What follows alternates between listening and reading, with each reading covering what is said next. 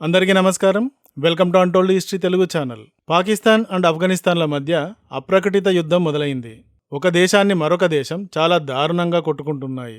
జీవితకాల శత్రువులు ఒకరిని ఒకరు లేపేసుకోవడానికి ఏ విధంగా తలబడతారో మరి ఈ రెండు దేశాలు కూడా ఆ విధంగా తలబడుతున్నాయి. ముఖ్యంగా ఆఫ్ఘనిస్తాన్ ఒక ఫోటోని రిలీజ్ చేస్తూ పాకిస్తాన్కి వార్నింగ్ ఇచ్చింది. మరి ఈ న్యూస్ అయితే పరమ భయంకరంగా ఉంది. పాకిస్తాన్కు గుండెలు జారిపోయి చచ్చేలాంటి న్యూస్ ఇది. ఇందుకు సంబంధించిన ఒక ఫోటోను ఇచ్చాను చూడండి. ఈ ఫోటోకు సంబంధించిన న్యూస్ ఏమిటి అంటే, పాకిస్తాన్ చేస్తున్న వైమానిక దాడులకు ప్రతీకారంగా తాము సూసైడ్ బాంబర్స్తో పాక్ అంతటా విధ్వంసం సృష్టిస్తాం అన్నది న్యూస్. ఫోటోలో చూడండి, ముఖాలకు మాస్కులు ధరించి తలకు హెల్మెట్లు పెట్టుకుని కూర్చున్న ఒక స్క్వాడ్ కనబడుతోంది. వీరంతా ఆఫ్ఘనిస్తాన్కు చెందిన సూసైడ్ స్క్వాడ్. ఈ ఫోటోని బక్తర్ న్యూస్ ఏజెన్సీ షేర్ చేసింది. వీరంతా పేలుడు పదార్థాలు అమర్చిన దుస్తులు, కారు బాంబులతో ప్రధాన ప్రాంతాలను టార్గెట్ చేసేందుకు రెడీగా ఉన్నారు అని ఈ ఏజెన్సీ తెలియజేసింది. ఇప్పుడు ఈ ఫోటో పాకిస్తాన్ని గజగజా వణికిస్తోంది అంటే అబద్ధం కాదు. అయితే ఈ సందర్భంగా ఒక్క మాట ఇక్కడ చెప్పుకోవాలి. అసలు పాకిస్తాన్లో ఇలాంటి వాటికి వణికేవారు ఉన్నారంటారా? బహుశా పాకిస్తాన్లో ఇలాంటి వారు ఉండి ఉండరేమో. ఎందుకు అంటే ప్రతిరోజు పాకిస్తాన్లో ఏదో ఒక చోట విధ్వంసకాండ జరుగుతూనే ఉంటుంది కదా. ఎక్కడ ఎవరు దాడి చేస్తారో, ఎవరు ఉంటారో, ఎవరు లేచిపోతారో తెలియదు కదా.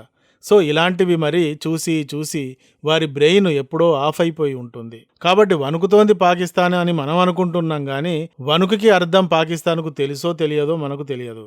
విచిత్రమైన విషయం ఏమిటి అంటే, పాకిస్తాన్ ఆఫ్ఘనిస్తాన్ల మధ్య ఇలా ఘర్షణ జరిగినప్పుడల్లా మనం చెప్పుకుంటూ ఉంటాం. ఏమని అంటే, రెండు దేశాలు సున్నీ దేశాలు, రెండు దేశాలలో జీవిస్తున్నది సున్నీ ఇస్లాంకు చెందిన వారే, రెండు దేశాల ప్రజలు అల్లాహో అక్బర్ అంటూ ప్రార్థనలు చేసేవారే. కానీ ఇప్పుడు ఏంట్రా బాబు అంటే, రెండు దేశాలు కూడా ఆయన పేరు పైననే ఆయన పేరును స్మరిస్తూనే నరుక్కు చేస్తున్నారు. ఇక్కడ మరొక ఆసక్తికరమైన విషయం ఏమిటి అంటే, వీరి పంచాయతీని ఇరాన్ పరిష్కరిస్తుందట. ఇలా అంటూ ఈరోజే ప్రకటించింది ఇరాన్. మీ రెండు దేశాలు కలిసి నన్నడిగితే నేను మీ లొల్లిని తీరుస్తాను రండి అని ఇరాన్ పిలుస్తోంది. ఓవైపు ఏ నిమిషం యుఎస్ ఇరాన్ పైన డామ్ డామ్ అని బాంబులు వేస్తుందో తెలియని పరిస్థితి ఉంది. తన గతే గందరగోళంగా ఉంది.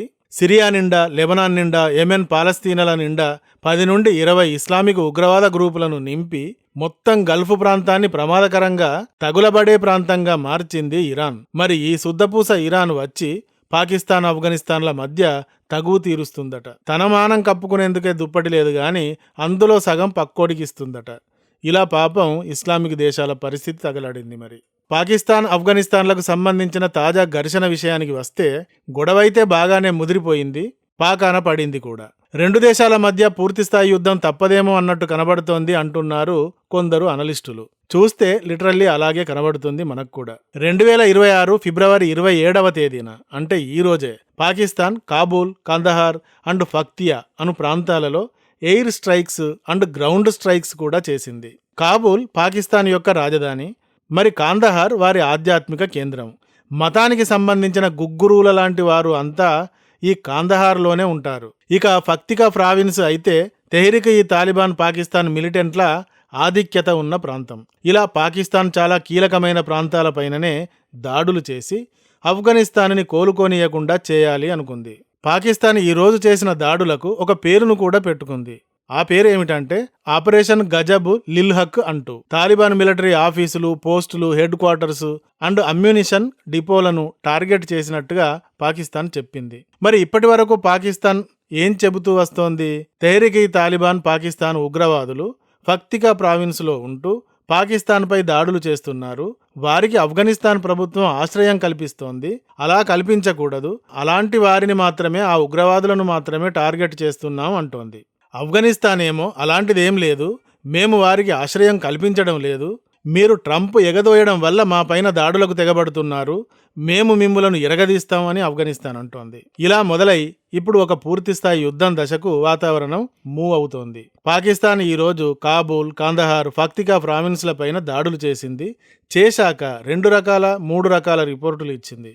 ఒక రిపోర్టులోనేమో మేము 228 మంది తాలిబాన్ ఫైటర్స్ని చంపాము, 314 మందిని గాయపరిచాం అన్నట్టు తెలిపింది.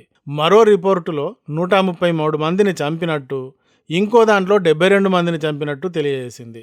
ఆఫ్ఘనిస్తాన్ మాత్రం పాకిస్తాన్ చంపింది మిలిటెంట్స్ని కాదు, మా సివిలియన్స్ని చంపింది. 18 మంది సివిలియన్స్ చనిపోయారు.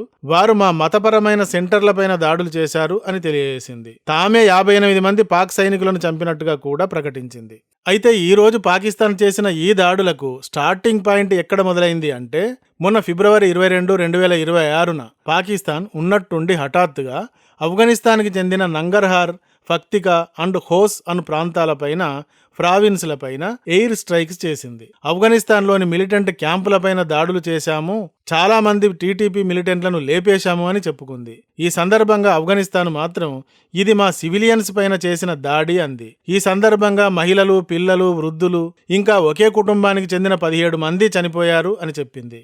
అప్పుడే పాకిస్తాన్ ఒక ప్రతిజ్ఞ కూడా చేసింది, దీనికి మేము గ్యారంటీగా రిటాలియేషన్ ఇచ్చి తీరుతాము అంటూ. ఆఫ్ఘనిస్తాన్ గురించి, తాలిబాన్లను గురించి తెలిసిన వారు ఎవరైనా వారు దెబ్బతిని ఊరుకునే రకం కారు అని చెప్పగలరు. ఆఫ్ఘన్స్ తాలిబాన్స్ మాటి మాటికి ఏం చెబుతారు అంటే మేము అమెరికాను, రష్యాను పరిగెత్తించి కొట్టాం, ఆఫ్టర్ ఆల్ ఈ పాకిస్తాన్ ఒక లెక్క, పిచ్చి కుక్కను కొట్టినట్టు కొడతాం అని చెబుతారు. మరి అలాంటి వారు ఊరుకుంటారా అంటే ఊరుకోలేదు. 22వ తేదీన పాకిస్తాన్ బలిసి దాడులు చేస్తే ఆఫ్ఘనిస్తాన్ 26వ తేదీన డ్యూరాండ్ లైన్ వెంబడి చాలా చోట్ల పాకిస్తాన్ మిలిటరీ పోస్టులపైన లార్జ్ స్కేల్ అఫెన్సివ్ ఆపరేషన్స్ ని ప్రారంభించింది. 55 మంది పాకిస్తాన్ మిలిటరీని చంపి 19 పోస్టులను ఆక్రమించుకుంది, 19 పోస్టులను స్వాధీనం చేసుకుంది. ఈ విధంగా ఆఫ్ఘనిస్తాన్ ప్రకటించుకుంది. తమ ఫైటర్స్ 8 మంది కూడా చనిపోయారని చెప్పింది. ఈ సందర్భంగా ఈ దాడులు పాకిస్తాన్ దాడులకు రిటేలియేషన్ మాత్రమే అని, పాకిస్తాన్ పైన చేసే యుద్ధం కాదని కూడా తెలియజేసింది. ఆఫ్ఘనిస్తాన్ రిటాలియేషన్ ఇస్తుంది, ఇవ్వకుండా ఉండే రకం కాదు అని ప్రపంచం అంతటికీ తెలుసు. పాకిస్తాన్కి తెలియకుండా ఎలా ఉంటుంది? అసలైతే ఆఫ్ఘనిస్తాన్ వద్ద ఎలాంటి అత్యాధునిక ఆయుధాలు లేవు. వారికి ఎవరు అలాంటి ఆయుధాలను సప్లై చేయడం లేదు. వారు కొనగలిగే స్థితిలో కూడా లేరు. అమెరికా ఆఫ్ఘనిస్తాన్ని విడిచిపెట్టి వెళుతున్నప్పుడు తమ ఆయుధాలను అన్నింటినీ అక్కడే వదిలేసి ఆదరాబాదరాగా వెళ్లిపోయింది. అలా అమెరికా వదిలేసిన పాతకాలం నాటి వెపన్స్ తోనే తాలిబాన్స్ ఇప్పుడు ఫైట్ చేస్తున్నారు. ఒకవేళ వారి వద్ద అత్యాధునిక వెపన్సే గానీ ఉంటే వారు ప్రపంచాన్నే తగలబెట్టేయగలరు. అంత డేంజరస్ మతోన్మాద బ్యాచే కదా వారు కూడా. మరి ఇప్పుడు కాస్తేమైనా వారు మారారేమో తెలియదు భారత్తో ఫ్రెండ్షిప్ వల్ల. ఇలాంటి తాలిబాన్స్ దాడి చేయకుండా ఎలా ఉంటారు? 26వ తేదీన పాకిస్తాన్ సైనికులను పరిగెత్తించి ఊచకోత కోశారు.